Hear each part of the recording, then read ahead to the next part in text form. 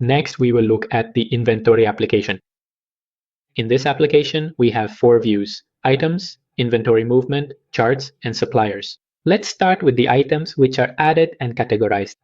I can add a new item by clicking on the plus sign, where I can fill in the requested information, or I can enter any item to view the information already entered. And if I want to edit it, I can click on this little pencil to edit the information if needed. We also have a button to make inventory movements directly from the item.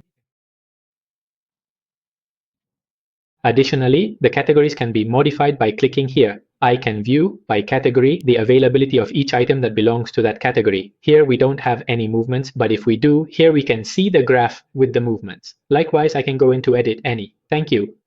The name of the category and the icon. Now, in the inventory movement section, I can see the movement history, where I can check when it was executed, which item it was, and if it's negative, it means it's an outgoing movement. I can also add a new inventory movement where I can select the item, indicate whether it's an incoming or outgoing movement, and it will show me the availability of that item so I can select the correct inventory withdrawal.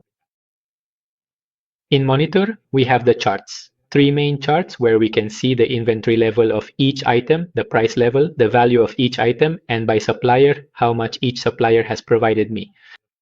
I can expand each of the charts, and additionally, I can filter them.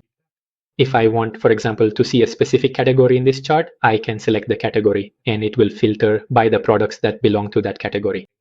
By hovering over the bars, I can see the exact number of what is available. Now in suppliers, I have my list of suppliers. I can add a new supplier, or I can go into any supplier to see the items they have provided me, or edit some information about the supplier.